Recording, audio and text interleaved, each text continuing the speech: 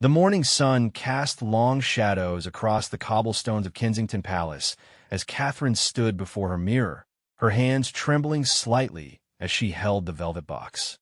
Inside lay the sapphire and diamond ring that had once adorned the finger of Diana, Princess of Wales.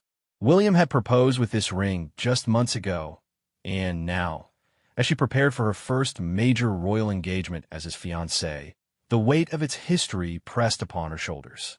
Catherine Elizabeth Middleton had never imagined her life would take such a dramatic turn. Growing up in Bucklebury, Berkshire, she had been the eldest daughter of Michael and Carol Middleton, entrepreneurs who had built a successful party supplies business. Her childhood had been comfortable but ordinary, filled with field hockey practices, family dinners, and dreams that extended no further than a good university education and perhaps a career in art history. The transformation from Kate Middleton, university student, to Catherine, future Princess of Wales, had been gradual yet overwhelming. She remembered the first time she had caught William's eye during a charity fashion show at St. Andrews University.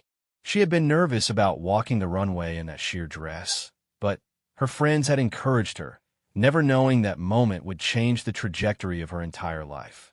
As she slipped the ring onto her finger that morning, Catherine thought about the woman who had worn it before her. Diana's presence seemed to linger in every corner of royal life, in every whispered comparison, in every photograph that captured a similar tilt of the head or warmth in the eyes. The British public had made it clear that they expected Catherine to fill a void left by Diana's absence. But Catherine knew she could only be herself. The palace staff moved quietly through the corridors, preparing for the day's events. Catherine had learned to recognize the subtle hierarchies among them, the way certain members had served the royal family for decades and carried with them an encyclopedic knowledge of protocol and tradition. Mrs. Patricia Ashworth, her newly assigned private secretary, knocked softly on the door. "Ma'am, the car will be ready in 20 minutes, Patricia said, her voice carrying the perfect blend of deference and efficiency that seemed to be a requirement for royal staff. Catherine nodded, taking one last look at herself in the mirror. The navy blue dress she had chosen was conservative yet elegant, hitting just below the knee as royal protocol demanded. She had spent hours with stylists learning the unspoken rules of royal dressing. Skirts weighted to prevent wind mishaps, nude stockings always, clutch bags held in the left hand to keep the right free for handshakes. The drive to Clarence House, where she was to meet Prince Charles and Camilla for a private lunch before the public engagement, gave Catherine time to collect her thoughts. The relationship with Charles had been warm from the beginning. He had seemed genuinely pleased when William had announced their engagement, welcoming her into the family with a paternal kindness that had surprised and touched her. Camilla, however, remained more of an enigma. The Duchess of Cornwall had been perfectly polite in their interactions, but Catherine sensed a watchfulness behind her smile, as if Camilla was constantly evaluating her, measuring her worthiness for the role she was about to assume. The Georgian facade of Clarence House appeared through the car windows, and Catherine unconsciously straightened her posture. She had learned that in royal life, one was always on display, always being watched and judged. Even a simple act of exiting a car had been choreographed and practiced until it became second nature. Charles greeted her warmly in the entrance hall, his face crinkling into genuine pleasure. "Catherine, my dear, how lovely you look," William called earlier. "He's terribly sorry he couldn't join us, but the RAF has him tied up with training exercises." "Of course, I understand," Catherine replied, allowing Charles to kiss her on both cheeks in his characteristic way. She had grown fond of her future father-in-law, appreciating his passion for organic farming and architecture, topics they could discuss for hours. Camilla appeared at the top of the stairs, descending with practiced grace. She wore a cream-colored suit with pearl accessories, every inch the proper royal consort she had worked so hard to become. Her eyes, Catherine noticed, went immediately to the sapphire ring on her finger. "Catherine," Camilla said, her voice warm but her eyes cool. "How nice to see you. I trust you're settling into your new role." "Yes, thank you," Catherine replied, sensing the underlying current in the seemingly innocent question. "Everyone has been very helpful." The lunch was served in the garden room, overlooking the pristine lawns that stretched toward the mall. The conversation flowed pleasantly enough, touching on safe topics like the upcoming wedding plans and Charles's latest charitable initiatives. But Catherine couldn't shake the feeling that Camilla was studying her, particularly when she thought Catherine wasn't looking. It was during the dessert course that the atmosphere shifted perceptibly. Camilla had been regaling them with a story about a recent engagement when her eyes once again found Catherine's ring. "Such a magnificent piece," Camilla said, her tone light but loaded. "It must feel quite overwhelming to wear something so iconic." Catherine's hand involuntarily moved to cover the ring, a gesture she immediately regretted. "It's a tremendous honor," she said carefully. "I'm very aware of its significance." "Yes, Diana did have exquisite taste in jewelry," Camilla continued, and Charles shifted uncomfortably in his seat, "though I always thought it rather large for everyday wear." She complained about it catching on things constantly. The mention of Diana's name hung in the air like a challenge. Catherine had learned that in royal circles, Diana was rarely mentioned directly, her memory treated with a kind of reverent silence that made her presence felt even more strongly. For Camilla to bring her up so casually felt deliberate. "I find it quite comfortable," Catherine said evenly, meeting Camilla's gaze. "And William was so thoughtful to want me to have something of his mother's." Charles cleared his throat, attempting to steer the conversation to safer waters. "Now, about this afternoon's engagement at the National Portrait Gallery." But the damage had been done. The rest of the lunch passed in stilted conversation, the earlier warmth replaced by a palpable tension. Catherine realized that this was her first real test in navigating the complex emotional landscape of the royal family, where past hurts and present ambitions collided in ways that outsiders could never fully understand. After lunch, as they prepared to leave for the gallery, Camilla pulled Catherine aside in the entrance hall. The older woman's expression had shifted to something more calculating. "A word of advice, my dear," Camilla said, her voice low enough that Charles, who was speaking with his private secretary, couldn't hear. "The press will constantly compare you to Diana. They'll want you to be her reincarnation. But trying to fill those shoes will only lead to disappointment for everyone." Catherine felt her spine stiffen. "I have no intention of trying to be anyone but myself," she replied. "Good," Camilla said, but her smile didn't reach her eyes. "Because this family has had quite enough of fairy tale princesses who don't understand the realities of royal duty. Diana never quite grasped that being royal isn't about being loved by the public. It's about service, discretion, and knowing one's place." The words stung, but Catherine refused to show it. She had heard the whispers about Camilla's own journey to acceptance, how the woman once vilified as the other woman in Charles and Diana's marriage had slowly, methodically worked to rehabilitate her image. Now, as the established member of the family, Camilla clearly saw Catherine as a potential threat to the delicate balance she had worked so hard to achieve. "I understand perfectly well what's expected of me," Catherine said, her voice steady despite the anger bubbling beneath the surface. "William and I are partners in this, just as I'm sure you and Charles are." Something flashed in Camilla's eyes, surprise, perhaps, or respect for Catherine's refusal to be intimidated. Before she could respond, Charles appeared, oblivious to the tension between the two women. "Shall we go? The gallery director is expecting us, and you know how these artistic types fret about punctuality," he said jovially. The ride to the National Portrait Gallery was silent, each of the three occupants lost in their own thoughts.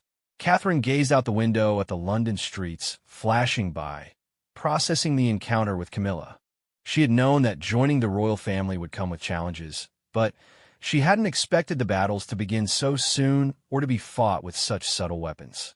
The National Portrait Gallery event was Catherine's first major solo engagement with senior royals, and the press had turned out in force. As their car pulled up, Catherine could see the bank of photographers already in position, their lenses trained on the vehicle like weapons. She took a deep breath, fixed her smile, and prepared to step into the spotlight. The moment she emerged from the car, the cameras exploded into action. The shouts of photographers filled the air. "Catherine, over here!" Show us the ring. Give us a smile. She moved through the chaos with practiced grace, having spent hours with William's team learning how to navigate these moments.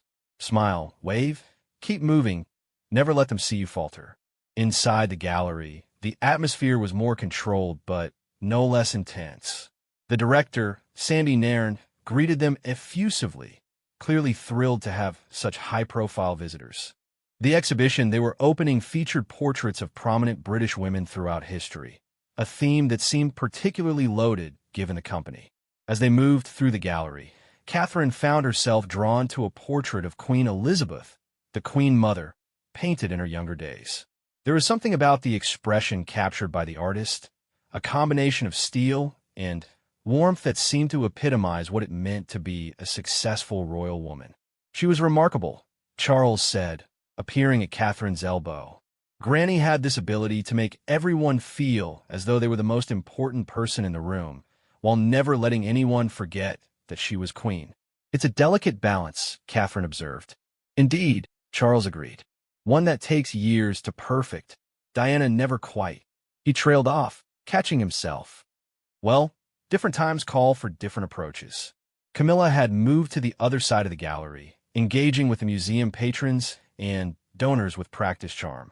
Catherine watched her work the room, noting the way she remembered names, asked after children and grandchildren, made each person feel valued. Whatever her personal feelings about Camilla, Catherine had to admire her professionalism. The formal portion of the event involved speeches and the official unveiling of the exhibition. Catherine had been asked to say a few words, her first public speaking engagement as William's fiancée. She had practiced the speech dozens of times, but as she approached the podium, her heart raced. The ring caught the light as she gripped the podium, and for a moment, the clicking of cameras intensified. She waited for the noise to die down, using the technique William had taught her of finding a friendly face in the crowd and speaking as if to that person alone. "Your Royal Highness, Your Grace, distinguished guests," Catherine began, her voice clear and steady. "It is an honor to be here today to celebrate these remarkable portraits of extraordinary women who have shaped our nation's history." As she spoke, Catherine felt herself settling into the rhythm of the words. She touched on themes of female empowerment, artistic expression, and the importance of preserving history for future generations.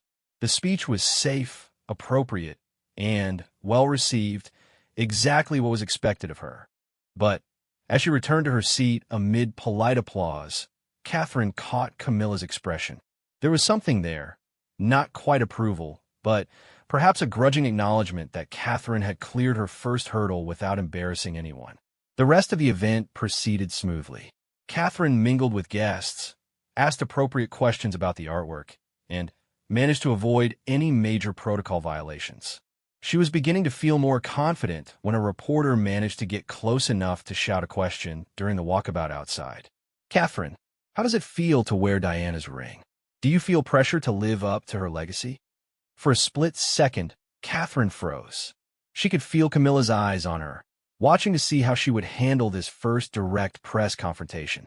Charles looked concerned, ready to intervene, but Catherine raised her chin and smiled. "I feel very honored to wear this ring," she said clearly. "It's a beautiful reminder of the love between William and his mother, and now it represents the love William and I share. As for legacy, I think we all create our own path while honoring those who came before us." It wasn't a perfect answer, but it was good enough. The press officer quickly ushered them toward the waiting cars, ending any opportunity for follow-up questions. As they settled into the vehicle for the return journey to Clarence House, Charles patted Catherine's hand. "Well done, my dear. That was very diplomatically handled." Camilla said nothing, staring out the window at the London streets. But as they pulled up to Clarence House, she turned to Catherine with an expression that was difficult to read. "You did well today," she said simply. "The ring suits you." Coming from Camilla, it was as close to approval as Catherine was likely to get. She accepted it with a gracious nod, understanding that she had passed some sort of test, though she suspected there would be many more to come. Back at Kensington Palace that evening, Catherine finally, allowed herself to relax. She kicked off her heels, poured herself a glass of wine, and called William. He answered on the third ring, the sound of helicopter rotors in the background. "How did it go?" he asked immediately. "I'm sorry I couldn't be there." "It was fine," Catherine said, then reconsidered. "Actually, it was more than fine. I think I'm starting to understand the dynamics a bit better." She told him about the lunch, Camilla's comments about Diana, and the successful gallery event. William listened without interrupting, though she could sense his tension through the phone when she mentioned the confrontation about the ring. "Camilla means well," he said finally. "She's protective of Papa, and I think she worries about history repeating itself." "I know," Catherine said softly, "and I understand, really I do. But I need her to understand that I'm not trying to be Diana. I'm just trying to be the best version of myself." "You're already that," William said firmly. "Don't let anyone make you doubt it." After they hung up, Catherine sat in the gathering darkness of her apartment, the ring catching the light from the table lamp. She thought about the three women whose lives had become so intertwined with this piece of jewelry. Diana, who had chosen it from a Garrett catalog and worn it through the fairy tale and its dissolution. Camilla, who had watched from the sidelines as another woman wore the jewel she might have claimed. And now herself, the middle-class girl who had somehow found herself at the center of this ongoing royal drama. The ring was more than just a precious stone. It was a symbol of continuity and change, of love and loss, of the complex web of relationships that define the modern royal family. As Catherine prepared for bed that night, she made a decision. She would wear the ring with pride, not as an attempt to channel Diana or challenge Camilla, but as a woman writing her own chapter in the ongoing story of the British monarchy. The palace was quiet now, the staff having retreated to their quarters, the tourists long gone from the gates. But Catherine knew that tomorrow would bring new challenges, new tests of her worthiness for the role she had chosen. The ring on her finger was both armor and target protection and vulnerability. As she finally drifted off to sleep, Catherine's last thought was of the portrait she had seen that day of the Queen Mother. That combination of steel and warmth, of public duty and private strength, that was what she would strive for. Not to be Diana, not to placate Camilla, but to find her own way of being royal. The moon cast shadows through her bedroom window, and somewhere in the palace, a clock chimed midnight. Catherine's first real test as a future royal was over, but she knew it was only the beginning. The ring on her finger caught the moonlight, a silent reminder of all that had come before and all that was yet to come. The autumn leaves crunched beneath Catherine's feet as she walked through the private gardens of Balmoral Castle. She had been married to William for just over 3 months, and this was her first extended stay at the Scottish estate as a full member of the royal family. The transformation from Miss Catherine Middleton to Her Royal Highness the Duchess of Cambridge had been swift and sometimes overwhelming, but she was learning to navigate her new role with increasing confidence. The Queen had invited her for a private walk that morning, a rare honor that Catherine understood carried significant meaning. Elizabeth II was not given to casual socializing, and her invitations always had purpose.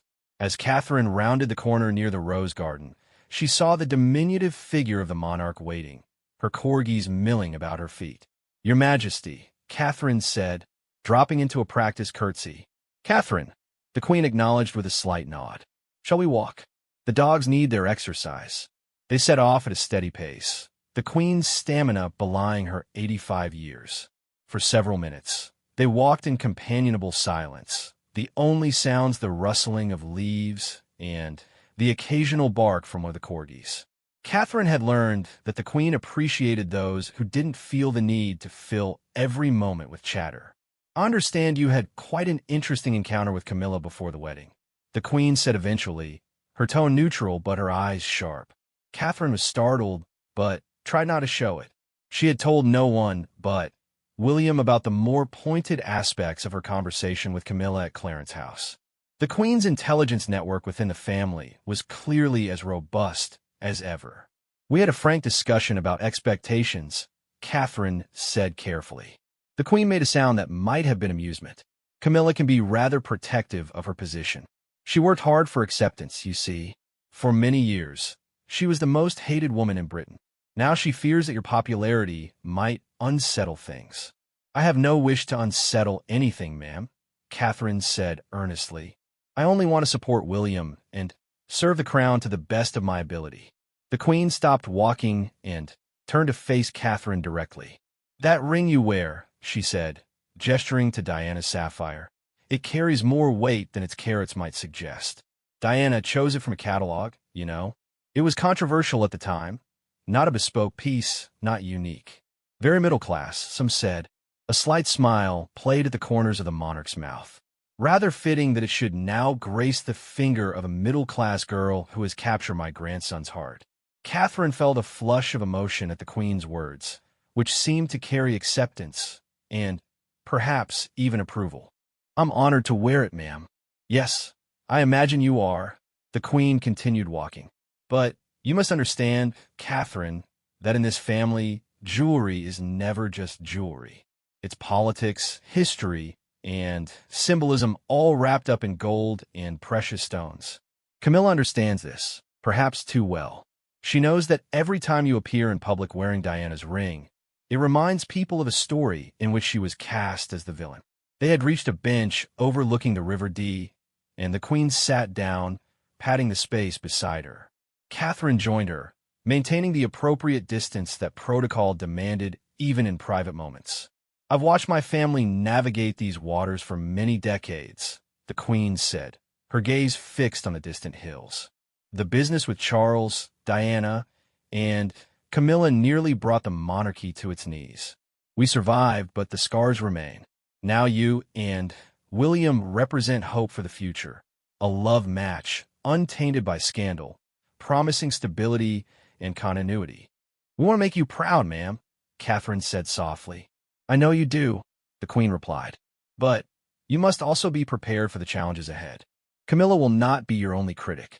There are those within the palace, within the family itself, who will test you, who will wait for you to fail. The ring you wear makes you a target as much as it makes you a princess. A cold wind swept across the grounds, and Catherine pulled her jacket tighter. The Queen seemed impervious to the chill, her thoughts clearly on weightier matters than the weather. May I ask your advice, ma'am? Catherine ventured. You may. How do I navigate the relationship with Camilla? I don't wish to be seen as a threat, but I also cannot apologize for the choices William and I have made. The Queen was quiet for a long moment, considering. Camilla is a complicated woman, she finally said. She has been Charles's greatest source of comfort and his greatest complication. She has earned her place through perseverance and discretion, qualities I've come to value highly. But she is also human, with human insecurities. The Queen stood, signaling that their walk would continue. My advice, Catherine, is to be yourself, but the best version of yourself. Show Camilla respect for her position and her relationship with Charles. Include her when appropriate. Defer to her in matters of precedence when protocol demands it. But never apologize for who you are or the love you share with William. In time, she will either accept you as an ally or reveal herself as an adversary. Either way, you will know where you stand. They made their way back toward the castle, the Queen sharing observations about the estate and its history. Catherine listened attentively, understanding that these moments of personal instruction from the monarch were precious and rare. As they approached the castle doors, the Queen paused once more. One more thing, Catherine. The ring you wear belonged to my former daughter-in-law, but the responsibility you carry belongs to the crown. Never confuse the two. Diana forgot that distinction, and it contributed to her downfall. You strike me as wiser than that. With that cryptic warning, the Queen disappeared into the castle, leaving Catherine to contemplate her words. She stood in the Scottish morning air, twisting the ring on her finger unconsciously, feeling the weight of its history and the complexity of the role she had embraced. Later that afternoon, the entire family gathered for lunch in the formal dining room. These meals at Balmoral were elaborate affairs, with multiple courses and strict adherence to protocol. Catherine had learned to navigate the intricate place settings and arcane rules. Never begin eating before the queen. Stop when she stops. Conversation should flow, but never dominate. She found herself seated between Prince Edward and Princess Anne, with Camilla directly across the table. William was further down, engaged in animated conversation with his cousin Peter Phillips about rugby. The seating arrangement was deliberate. Catherine knew. The queen liked to separate couples to encourage broader conversation. "I hear you went walking with Mama this morning," and said without preamble. The Princess Royal was known for her directness, a quality that Catherine found both intimidating and refreshing. "Yes, Her Majesty was very kind to invite me," Catherine replied, and studied her with the same intense gaze that characterized all of the Queen's children. "She doesn't do that lightly. Consider yourself fortunate." From across the table, Camilla interjected smoothly. "Catherine has been very fortunate in many ways. Such a fairy tale story, university sweethearts to royal romance. The press can't get enough of it." There was something in her tone that put Catherine on alert. The mention of the press was loaded, given Camilla's own tortured history with the media. "The press attention has certainly been intense," Catherine acknowledged. "But William and I try to focus on our work rather than the stories written about us." "Wise approach," Prince Edward chimed in. "Though easier said than done, I'm afraid. The media has a long memory and an insatiable appetite for royal drama." "Speaking of drama," Camilla continued, her voice light, but her eyes fixed on Catherine, "I couldn't help but notice that stunning outfit you wore to the Trooping the Color. Such a bold choice for your first appearance on the Buckingham Palace balcony." Catherine remembered the outfit well, an ivory coat dress that had been carefully chosen to be elegant, but not overshadowing. The press had loved it, drawing inevitable comparisons to Diana's fashion choices. She suspected this was exactly what Camilla was alluding to. "Alexander McQueen has been very generous in working with me," Catherine said neutrally. "I wanted something that honored the solemnity of the occasion." "Oh, you certainly made an impression," Camilla said, "though I do wonder if such high fashion might overshadow the purpose of these events. We're there to support the Queen, after all, not to showcase designer clothing." The criticism was subtle but unmistakable. Catherine felt her cheeks warm but maintained her composure. Before she could respond, and surprised everyone by speaking up. "Nonsense," the Princess Royal said briskly. Catherine looked entirely appropriate. If the press chooses to focus on fashion rather than duty, that's their failing, not hers. Lord knows they criticized everything Diana wore too, and now they praise her as a fashion icon. You can't win with them, so you might as well dress as you see fit. The mention of Diana created a moment of tension at the table. Charles, who had been discussing organic farming with the Duke of Edinburgh, looked up sharply. Camilla's face tightened almost imperceptibly. "I simply meant," Camilla said, her voice controlled, "that there's a balance to be struck. We've all learned that lesson over the years." "Indeed we have," the Queen said from the head of the table, her intervention effectively ending the discussion. "Now, who can tell me about the grouse numbers this year? I'm hearing concerning reports from the gamekeeper." The conversation shifted to safer ground, but Catherine could feel the undercurrents of tension flowing beneath the surface. She caught William's eye down the table, and he gave her a reassuring smile, clearly having sensed the uncomfortable exchange even from a distance. After lunch, as the family dispersed for the afternoon activities traditional at Balmoral, some to shooting, others to fishing or walking, Catherine found herself momentarily alone with Camilla in the drawing room. The older woman was examining a display of Faberge eggs, but Catherine sensed she had been waiting for this opportunity. "I hope you didn't take offense at my comments during lunch," Camilla said without turning around. "I'm only trying to help you avoid the pitfalls that have ensnared others." "I appreciate your concern," Catherine replied evenly, "though I'm not sure I understand what pitfalls you mean."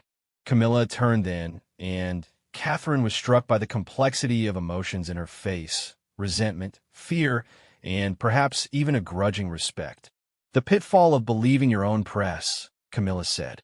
"The pitfall of thinking that public adoration is the same as institutional acceptance. The pitfall of forgetting that in this family, survival depends on knowing your place and staying in it. And what exactly is my place? Catherine asked, surprising herself with her directness. Camilla's eyes narrowed slightly.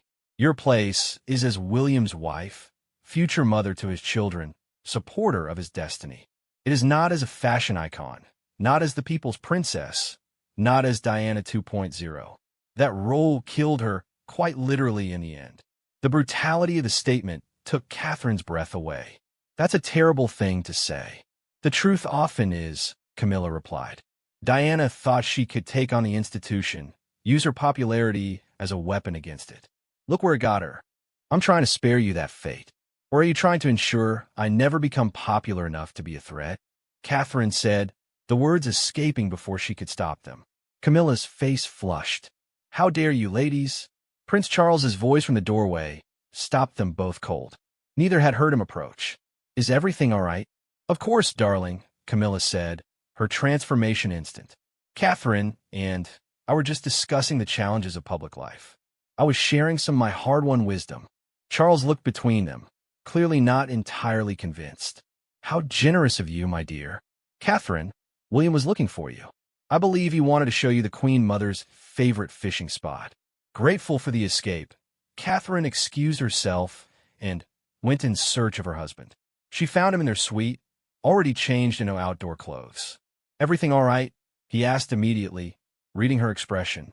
I saw Camilla corner you after lunch. Catherine sank onto the bed, suddenly exhausted. Your stepmother seems determined to put me in my place.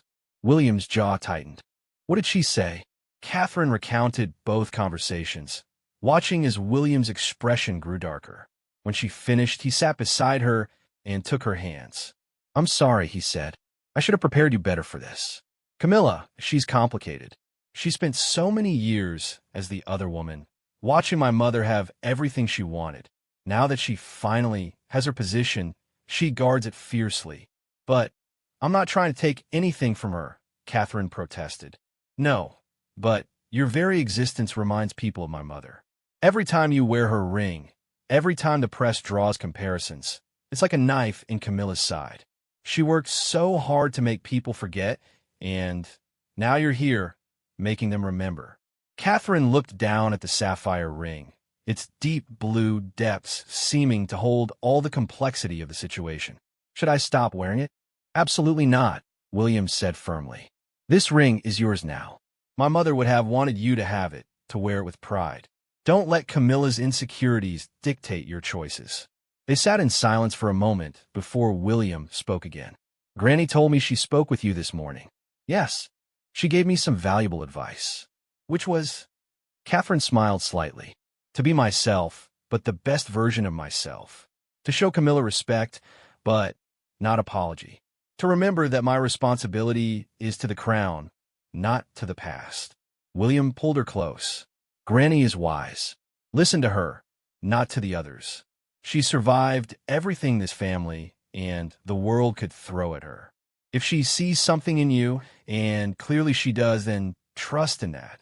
That evening, the family gathered again for dinner, this time in the less formal family dining room. The atmosphere was more relaxed, aided by the free-flowing wine and the Duke of Edinburgh's irreverent humor. Catherine found herself seated next to Prince Harry this time, who immediately set about making her laugh with outrageous stories from his military training. You're good for Wills, Harry said quietly during a lull in his storytelling. I haven't seen him this happy since well in a long time. He makes me happy too, Catherine said simply. Harry glanced across the table, where Camilla was deep in conversation with Charles. Don't let the family politics get you down. It's like a period drama around here, sometimes all intrigue and hurt feelings. Just remember that most of it has nothing to do with you personally. That's what I'm beginning to understand, Catherine said. It's about history, about roles, about things that happened long before I arrived. Exactly, Harry grinned. Though you have to admit, you do complicate things a bit. Beautiful, poised, beloved by the press. You're basically Camilla's worst nightmare. Harry, Catherine admonished, but she couldn't help smiling. What? It's true. But here's the thing. Camilla's not actually a bad person. She loves Pa. She's good for him. She just can't quite shake the feeling that she's still competing with a ghost. Your ring doesn't help matters. Catherine's hand went unconsciously to the ring. Everyone seems to have an opinion about this ring. It was Mum's, Harry said simply. That makes it complicated. But it's yours now, and you wear it well. Don't let anyone make you feel otherwise. The next morning brought a traditional Highland Games on the castle grounds, a Balmoral tradition that the Queen particularly enjoyed. The entire family was expected to attend and participate in various events. Catherine had been practicing for weeks, knowing that her performance would be scrutinized and likely compared to previous royal wives' attempts. She had chosen to enter the welly throwing competition, a suitably light-hearted event that wouldn't require too much athletic prowess, but would show her willingness to participate fully in family traditions. As she took her place at the throwing line, she noticed Camilla watching from the royal pavilion, seated next to Charles and the Queen. The first throw went wide, earning good-natured jeers from Harry and William. Catherine laughed, adjusting her stance for the second attempt. This time, the Wellington boot sailed through the air in a perfect arc, landing well past the markers set by previous throws. "Brilliant!" William shouted, and even the Queen applauded politely. Catherine's third throw was even better, ultimately winning her the competition. As she accepted the small trophy from the Queen, she caught Camilla's expression, surprise mixed with what might have been grudging admiration. "Well done, Catherine," the Queen said loud enough for all to hear. "You've shown the true Balmoral spirit." The rest of the day passed in a blur of activities and celebrations. Catherine participated in several more events, cheered on William in the cobber toss, and even managed to coax a laugh from Princess and with a self-deprecating comment about her dancing during the Scottish reels. As the sun set over the Highlands, casting a golden glow across the castle grounds, Catherine found herself standing apart from the crowd for a moment, taking it all in. The sight of the royal family relaxed and enjoying themselves, temporarily free from the constraints of formal protocol, was something she was still getting used to. "Quite a day," Camilla's voice came from behind her. Catherine turned, immediately on guard, but try not to show it. "Yes, it's been wonderful." Camilla moved to stand beside her, both women looking out at the scene before them. Charles was teaching one of Peter Phillips's daughters how to hold a fishing rod, while William and Harry were engaged in some sort of competitive brotherly wrestling match that had the younger guests in stitches. "You did well today," Camilla said unexpectedly. "The welly throwing especially. Very common touch." Catherine couldn't tell if it was a compliment or another veiled criticism. "Thank you. I think." Camilla actually smiled slightly. It was meant as a compliment. The common touch is valuable in this family. Diana had it in spades, of course, but she never learned to balance it with the other requirements of royal life. "And you think I can?" Catherine asked. "I don't know yet," Camilla said honestly. "But I saw you with the Queen today, saw how you conducted yourself at dinner last night despite my provocations. You have steel in you, Catherine. That's good. You'll need it." It was the closest thing to approval Catherine had received from Camilla, and she recognized it as significant. "I'm not trying to compete with anyone's memory," she said carefully. "I'm just trying to build a life with William and serve the family as best I can." Camilla was quiet for a long moment. "Charles was devastated when Diana died," she said suddenly. "Not because he was still in love with her, that had ended long before, but because of what it did to the boys, to the family, to everything he was trying to build. We had just begun to find acceptance as a couple, and suddenly the world was plunged back into grief for the fairy tale princess." Catherine remained silent, sensing that Camilla needed to say this. "I became the most hated woman in Britain overnight. Again, years of careful rehabilitation wiped out in an instant. And now, every time I see that ring on your finger, I'm reminded of it all. The hatred, the blame, the constant comparisons to a woman who had been elevated to sainthood in death." "I'm sorry," Catherine said, meaning it. "I never intended." "No, you didn't intend anything," Camilla interrupted. "You fell in love with a prince who gave you his mother's ring. A fairy tale come true. But fairy tales in this family have a way of becoming Gothic novels. Ask any of the wives who came before you." They stood in silence for a moment before Camilla spoke again. "I won't pretend we'll become best friends, Catherine. Too much history, too many ghosts between us. But I recognize that you're here to stay, and that William loves you. Perhaps we can find a way to coexist without the constant tension. I'd like that, Catherine said sincerely. Good, Camilla said briskly, reverting to her more formal manner. Then, let's start by agreeing that the past is the past. You wear Diana's ring, but you're not trying to be her. I'm married to Charles, but I'm not trying to erase her memory. We each have our roles to play. As if on cue, Charles called out to them from across the lawn. Darling, Catherine, come join us for the last dance. The two women walked back toward the gathering, not quite friends, but no longer quite enemies either. The ring on Catherine's finger caught the last rays of the setting sun, sparkling with all the promise and peril it represented. The week at Balmoral continued with its mixture of formal dinners and informal family moments. Catherine found herself gaining confidence with each passing day, navigating the complex dynamics with increasing skill. The Queen seemed to approve of her measured approach, occasionally offering subtle signs of support that didn't go unnoticed by the rest of the family. One evening, as Catherine was dressing for dinner, she found a small box on her dressing table with a note in the Queen's distinctive handwriting. For Catherine, a small token to complement the sapphire. E.R. Inside was a pair of diamond earrings, elegant and understated, perfect for wearing with Diana's ring without overwhelming it. Catherine understood the significance immediately. The Queen was publicly acknowledging her place in the family jewelry hierarchy, a powerful statement in the wordless language of royal symbolism. When she appeared at dinner wearing the earrings, the reaction was immediate. Camilla's eyes widened slightly, Charles smiled approvingly, and even Princess Anne nodded in what might have been respect. William squeezed her hand under the table, understanding as well as anyone what his grandmother's gesture meant. The final morning at Balmoral brought an unexpected encounter. Catherine had risen early, unable to sleep, and decided to take a solitary walk through the gardens.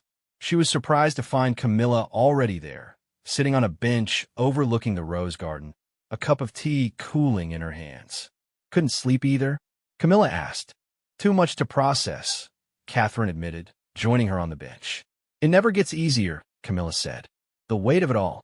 But you learn to carry it better. She paused, seeming to wrestle with something. I owe you an apology. Catherine was startled. You don't.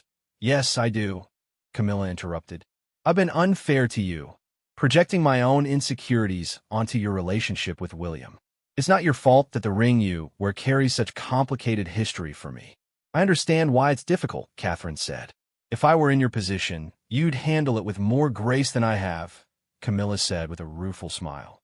The Queen was right to give you those earrings.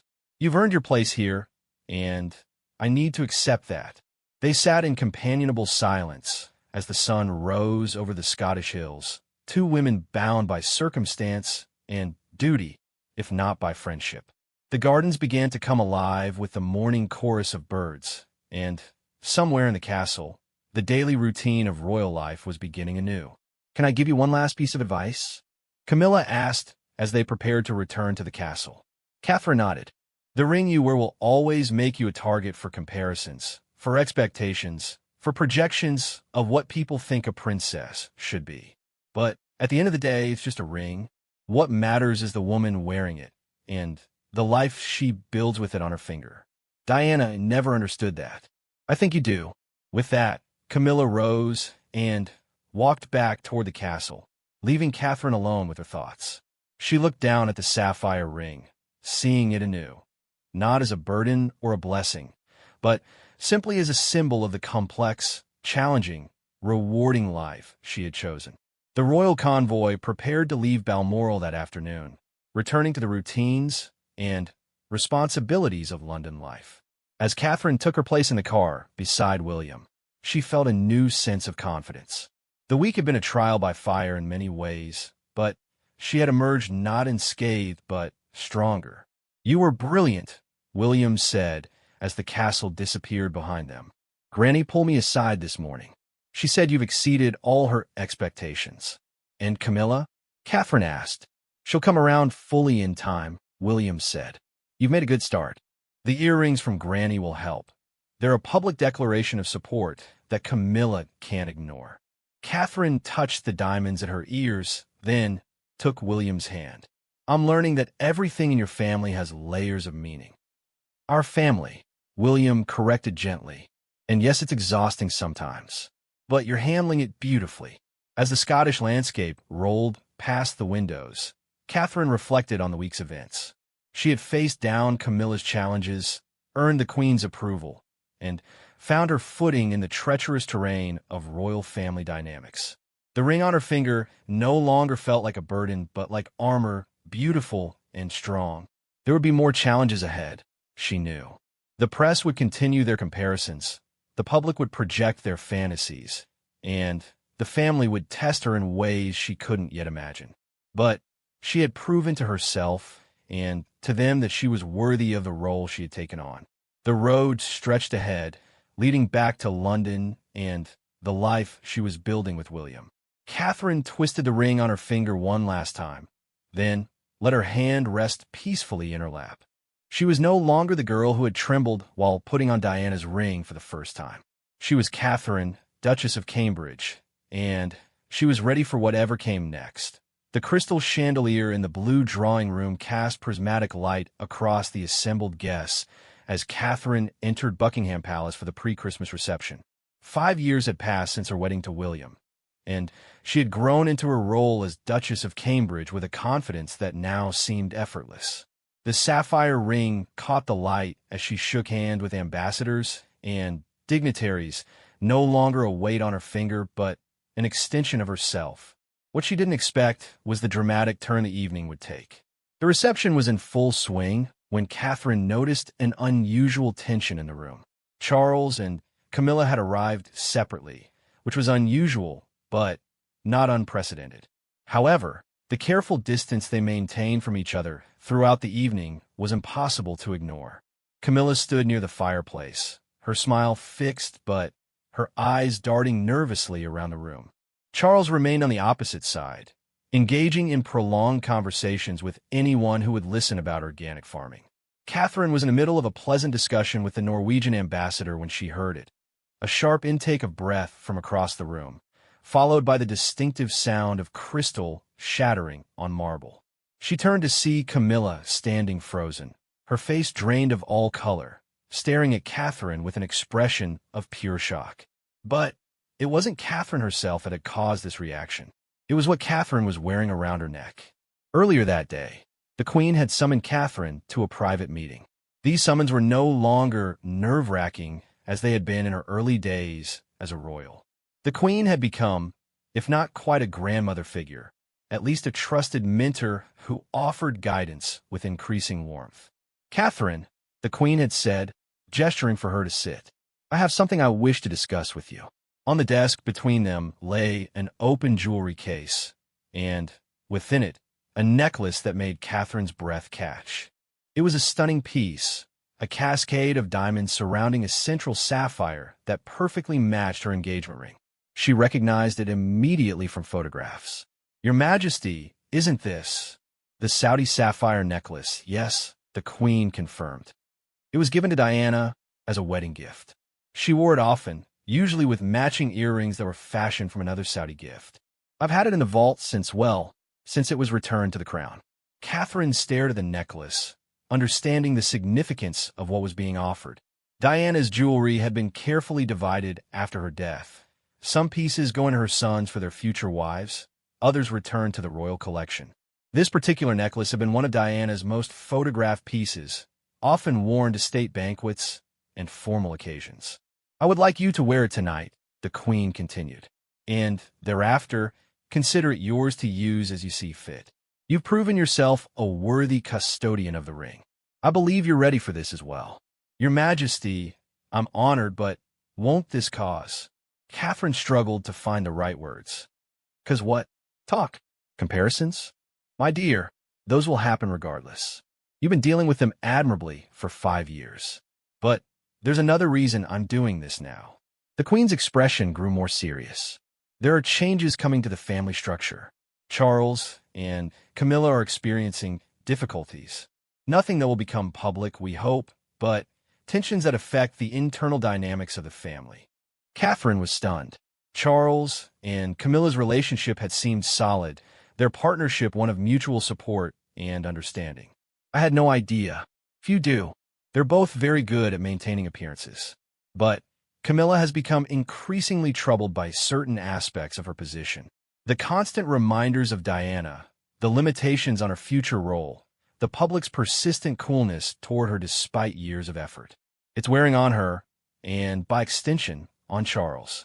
The Queen stood, moving to the window that overlooked the palace gardens. By giving you this necklace now, publicly, I accomplish several things. I cement your position as the future Princess of Wales. I make clear that the past is being integrated into the future, not erased or ignored. And I remind Camilla that her position, while respected, is not the primary consideration in decisions about the monarchy's future.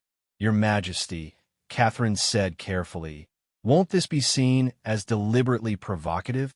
The Queen turned back to her with a slight smile.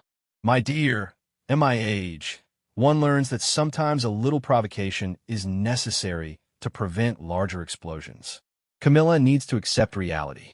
You and William represent the future. The jewelry of the past will adorn the monarchy of tomorrow. Better she adjust to that now than continue building resentments that could fracture the family. And so Catherine had worn the necklace to the reception, understanding it was both an honor and a test. She had not, however, anticipated Camilla's dramatic reaction. The Duchess of Cornwall stood frozen as staff quickly moved to clean up the shattered champagne flute. Her eyes remained fixed on the necklace, and Catherine could see the rapid rise and fall of her chest as she struggled to maintain composure. The room had gone quiet, that particular type of silence that falls when everyone pretends not to notice something dramatic happening. Charles started to move toward his wife, but Camilla raised a hand sharply, stopping him in his tracks. Instead, she walked directly toward Catherine, her heels clicking on the marble floor with metronomic precision. The crowd parted before her like the Red Sea. Your Royal Highness, Camilla said when she reached Catherine, her voice carrying across the silent room. What a stunning necklace. I don't believe I've seen it before. It was a lie, of course. Everyone in the room who knew anything about royal jewelry recognized the piece. But Catherine understood the game being played. Her Majesty was kind enough to loan it to me for this evening, Catherine replied, choosing her words carefully. It seemed appropriate, given that it matches my engagement ring so perfectly. How thoughtful of Her Majesty, Camilla said, her voice like cut glass. She does have such an eye for appropriate gestures. The tension was palpable. William had noticed the confrontation and was making his way through the crowd, but Catherine subtly shook her head. This was her moment to handle. Indeed, Catherine said calmly. Her Majesty has always been most generous with her guidance and support. I'm grateful to have such a wise mentor. Something flickered in Camilla's eyes, pain, perhaps, or recognition of the subtle rebuke. The Queen had never publicly mentored Camilla the way she had taken Catherine under her wing. Mentorship is valuable, Camilla said, though I found that some lessons can only be learned through experience, through surviving the unsurvivable. I'm fortunate to learn from the experiences of those who came before me, Catherine replied. Their triumphs and their mistakes equally. The crowd held its collective breath. The reference to mistakes could only mean one thing: the tumultuous history of Charles, Diana, and Camilla. It was as close to a direct confrontation as royal protocol allowed. Camilla's face flushed. Mistakes, she repeated. Yes, we've all made those. Though some are more public than others. Some are frozen in time by photographers and historians, turned into cautionary tales or fairy stories, depending on who's telling them. The past informs the present, Catherine said, but it doesn't have to define the future. We all have the power to write our own chapters. Do we? Camilla's voice rose slightly. Or are we all just playing out roles assigned to us by others? The villain, the saint, the innocent princess waiting to be corrupted by the crown she'll wear. William had reached them now, sliding a protective arm around Catherine's waist. Camilla, he said, his voice carrying a warning. But Camilla wasn't finished. That necklace, she said, pointing at Catherine's throat. Do you know the last time I saw it? In a photograph, splashed across every newspaper in the world. Diana wearing it to a gala, 2 weeks after Charles had publicly admitted our relationship. She knew exactly what she was doing, reminding everyone that she was the real princess, the chosen one, while I was just the mistress. The room gasped collectively. Such direct references to the Wales's marriage breakdown were absolutely forbidden in public settings. Camilla, Charles said sharply, finally reaching the group. That's enough. But Camilla turned on him, her composure finally cracking. Enough? It's never enough, is it? 30 years of discretion, of dignity, of pretending that I don't see her ghost every single day. And now this, parading her jewels in front of me like some sort of victory lap. No one is parading anything, William said coldly. Catherine has every right to wear jewelry from the royal collection. If you have issues with that, perhaps you should examine why. William, Catherine said softly, but he wasn't done. I've watched you make snide comments and veiled threats toward my wife for 5 years, he continued. Always subtle, always deniable, but constant. It ends tonight. The Queen appeared as if from nowhere, her presence immediately commanding attention despite her diminutive stature. I believe we've provided quite enough entertainment for our guests, she said, her voice carrying absolute authority. Charles, please escort Camilla to the Chinese room. William, Catherine, you'll come with me. The rest of you, she looked around the room, please continue enjoying the reception. The orchestra is about to play, I believe. As if on cue, music filled the room, and conversation slowly, awkwardly resumed. The royal party made their exit, leaving the guests to gossip in hushed tones about what they had just witnessed. In the Chinese room, the atmosphere was arctic. The Queen sat in a high-backed chair, looking every inch the monarch despite her advanced age. Charles stood behind Camilla, who had collapsed onto a settee, her face in her hands. William remained protective at Catherine's side. Explain, the Queen commanded, looking at Camilla. Camilla raised her head, her carefully applied makeup streaked with tears. How can I explain a lifetime of feeling second best? Of knowing that no matter what I do, how hard I work, how devoted I am to Charles, I will always be compared to her and found wanting. You knew the situation when you married Charles, the Queen said without sympathy. You knew Diana's memory would always be present. You chose to proceed anyway. I chose love, Camilla said defiantly. I chose to finally be with the man I had loved for decades. I didn't choose to be constantly reminded that I'm an interloper in my own marriage. The necklace wasn't meant as a slight against you, Catherine said quietly. The Queen asked me to wear it. I had no idea it would upset you so deeply. Camilla laughed bitterly. Of course you didn't, because you've never had to compete with a ghost. You've never had people look at you and wish you were someone else. You wear her ring, now her necklaces, and everyone sighs with satisfaction that the fairy tale continues. While I remain the evil stepmother in the story. You're not evil, Catherine said. You're human, and you're hurting. I understand that. Do you? Camilla turned to her sharply. Do you really understand what it's like to be hated by an entire nation? To have your children threatened because of who you love? To spend decades being vilified as a homewrecker when the home was already broken long before? The room fell silent. Even the Queen seemed momentarily at a loss for words. Charles finally spoke.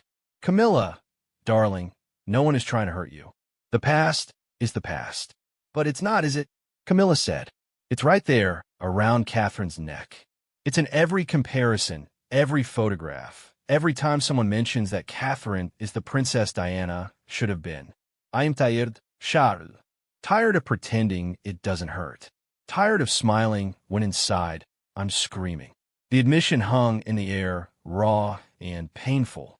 Catherine felt an unexpected wave of sympathy for the older woman. She moved forward, surprising everyone, and sat beside Camilla on the settee.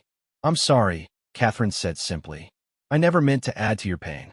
The truth is, I've been so focused on living up to Diana's legacy that I never considered how that must feel for you. Camilla looked at her, surprised by the genuine compassion in Catherine's voice. Catherine continued, You're right. I don't understand what you've been through. I came into this family when the worst of the storms had passed. I've had the luxury of being welcomed, celebrated even. You had to fight for every inch of acceptance. Catherine, William warned, but she shook her head. No, this needs to be said. Camilla, I respect what you've endured. I respect the love you and Charles share. And I'm sorry if my wearing this necklace felt like a deliberate cruelty. It wasn't meant to be. Camilla's tears flowed freely now. I know I'm not supposed to care. I'm supposed to be above it all, dignified and untouchable. But sometimes the weight of being the woman who destroyed the fairy tale is unbearable. You didn't destroy anything, Charles said firmly, moving to sit beside his wife. The fairy tale was a fiction from the beginning. Diana and I were wrong for each other from start. You know that. Knowing it and feeling it are two different things, Camilla said. The queen, who had been observing silently, finally spoke.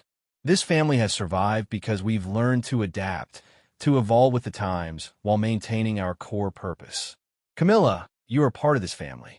Your position is secure. But you must find a way to make peace with the past, or it will consume you. Ow! Camilla asked desperately.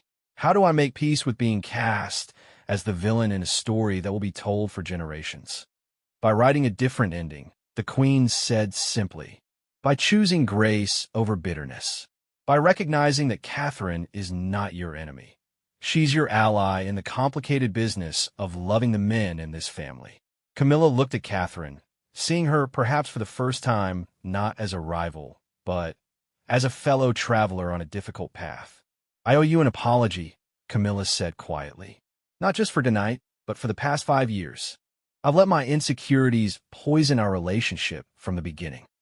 We both have room to do better, Catherine said diplomatically. Perhaps we could start fresh? Camilla managed a weak smile. I'd like that. Though I warn you, I may need reminders. Old habits and older wounds die hard.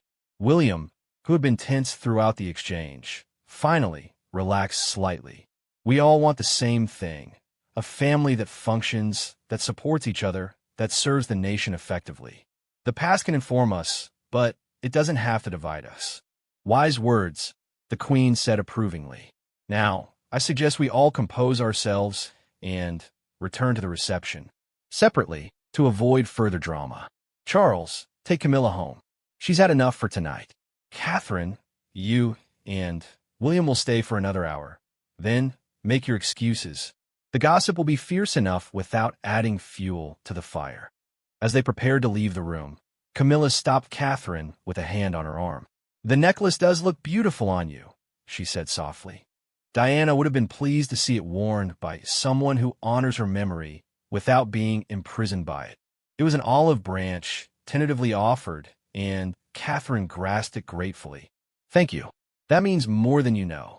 The rest of the evening passed in a blur of careful smiles and diplomatic conversations. The incident in the blue drawing room was the elephant in every conversation, alluded to but never directly addressed. Catherine played her part perfectly, but inside, she was processing the raw emotion of what had transpired. Later that night, back at Kensington Palace, Catherine sat at her dressing table, carefully removing the sapphire necklace. William stood behind her, his hands on her shoulders, meeting her eyes in the mirror. You handled that brilliantly, he said.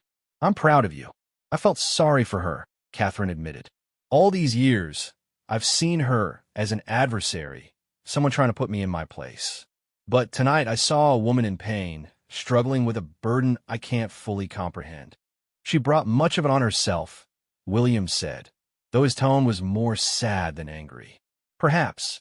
But haven't we all made choices that haunted us later? The difference is, most of us don't have our mistakes played out on a global stage for decades. William was quiet for a moment. You're more generous than I am. When I saw her confronting you, all I could think about was protecting you. Catherine turned to face him. And I love you for that. But I think the queen was right. Camilla and I need to find a way to coexist peacefully. For the family, for the institution, but also for ourselves. Carrying all the resentment and fear, it's exhausting. Do you think she meant it? About starting fresh? I think she meant it in the moment, Catherine said carefully. Whether it lasts, time will tell. But I'm willing to try if she is. They prepared for bed in comfortable silence, each lost in their own thoughts about the evening's events. As Catherine slipped under the covers, she noticed William staring at the jewelry box on her dressing table. "What are you thinking?" she asked. "I'm thinking about the weight of objects," he said slowly.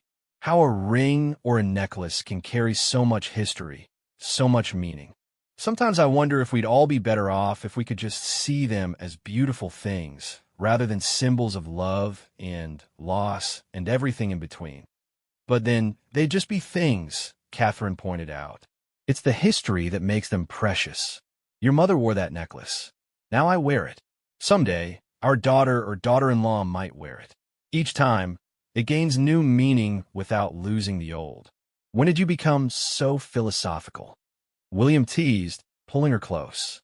"Somewhere between the champagne and the confrontation," Catherine replied with a small smile. The next morning brought the predictable storm of press coverage.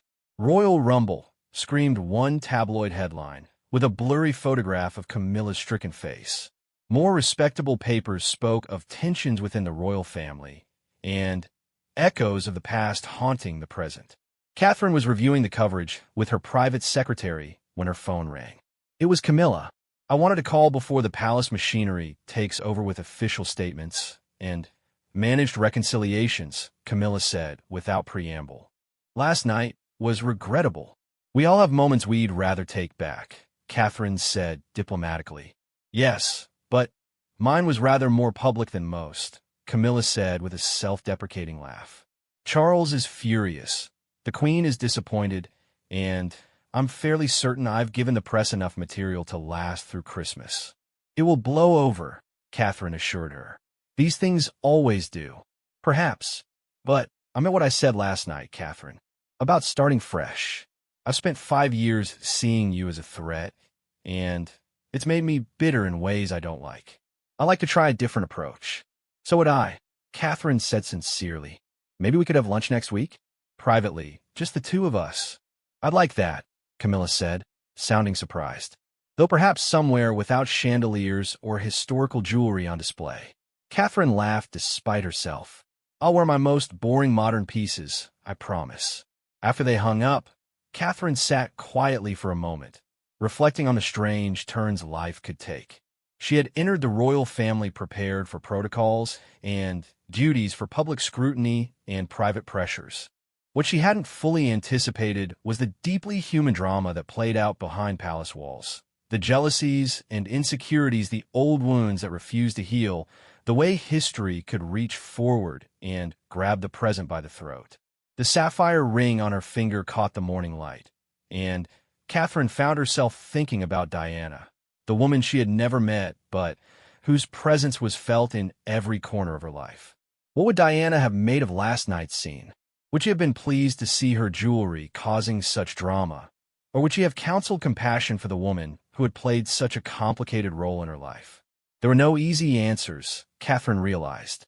The royal family was like any family, only magnified by history, duty, and public scrutiny. They loved and hurt each other in equal measure, carrying their scars forward even as they tried to heal. A knock on the door interrupted her reverie. Her assistant entered with a delivery, a small box with a handwritten note. Inside was a simple silver bracelet, modern and understated, with a card in Camilla's handwriting, "For new beginnings." No history attached. "See," Catherine smiled, slipping the bracelet onto her wrist. It was a small gesture, but a significant one. Perhaps there was hope for them yet. The weeks that followed saw a careful dance of reconciliation between Catherine and Camilla. They met for lunch as planned, choosing a discreet private club where they could talk without fear of being overheard. The conversation was stilted at first, both women feeling their way through the new dynamic. "I've been seeing a therapist," Camilla admitted over their second glass of wine. "Charles doesn't know. He'd think it was weakness. But I need to talk to someone about everything." Catherine was surprised by the admission. Therapy was still somewhat taboo in royal circles, seen as an American indulgence rather than a legitimate tool for mental health. "I think that's brave," Catherine said. This life we've chosen, it's not natural. The pressures, the expectations, the constant scrutiny. It would be stranger if we didn't need help processing it all. Have you ever? Camilla left the question hanging. Considered it? Yes. Actually done it? No, Catherine admitted. Though there have been moments, the comparisons to Diana, among other things, the pressure to produce and air, the constant judgment of every outfit, every gesture, every word. Sometimes I feel like I'm playing a part in an endless performance, and I've forgotten who I was before the curtain went up. Camilla nodded sympathetically. It doesn't get easier. You just get better at managing it. Or you break. Is that what happened last week? A break? A crack, perhaps, Camilla said with a rueful smile. Seeing you in that necklace, it transported me back to some very dark times. Times when I was getting death threats, when my children were being harassed at school, when Charles and I couldn't go anywhere without being booed. I'm sorry, Catherine said. I truly had no idea the necklace would trigger such a response. Neither did I, if I'm honest. I thought I'd dealt with all that, filed it away in the past where it belonged. But trauma has a way of resurfacing when you least expect it. They talked for 2 hours, sharing stories and perspectives that had never been voiced between them before. Catherine learned about the years Camilla had spent in the shadows, maintaining her relationship with Charles through coded phone calls and secret meetings. Camilla learned about Catherine's struggles with the sudden fame, the way her family had been thrust into the spotlight and scrutinized mercilessly. By the time they parted, something had shifted between them. They weren't friends exactly, but they were no longer enemies. They were two women trying to navigate an impossible life with as much grace as they could muster. The Queen noticed the change immediately. At the next family gathering, a more informal dinner at Windsor Castle, she observed the way Catherine and Camilla interacted with quiet approval. The sharp edges had been softened, the veiled barbs replaced by genuine attempts at connection. I hear you two have been lunching, the Queen said to Catherine after dinner, as the family dispersed to various drawing rooms for coffee and conversation. We have, Your Majesty. I think we're finding common ground. Good. This family has had quite enough female rivalry to last several lifetimes. It's refreshing to see a different approach. May I ask you something, ma'am? The Queen nodded. Why did you really ask me to wear the necklace that night? You must have known it would provoke a reaction. The Queen's eyes twinkled with something that might have been mischief. Sometimes, my dear, an abscess must be lanced before it can heal. The tension between you and Camilla was poisoning the family atmosphere. Better to bring it to a head in a controlled environment than let it fester until it exploded at a state occasion. You orchestrated the whole thing, Catherine said, not sure whether to be impressed or appalled. I facilitated an inevitable confrontation, the Queen corrected. The result, this rapprochement between you, is far better than I dared hope. You showed compassion when you could have shown triumph. Camilla showed vulnerability when she could have retreated into bitterness. Both of you grew from the experience. And if it had gone differently, if the confrontation had been irreparably damaging, then we would have managed that too, the Queen said simply. But I had faith in both of you. You're stronger than you know, Catherine. And Camilla, for all her faults, loves this family. I knew that love would ultimately outweigh her resentment. As Catherine processed this revelation, she felt a new appreciation for the Queen's subtle manipulations. The monarch had spent a lifetime managing personalities and egos, keeping the institution intact through crises that would have destroyed less resilient structures. The evening ended with an unexpected moment. As Catherine prepared to leave, Camilla approached her. I wanted to thank you, she said quietly, for your compassion last week, for giving me a second chance when you had every right to write me off as a bitter old woman clinging to past grievances. We all deserve second chances, Catherine replied. God knows I'll probably need one myself someday.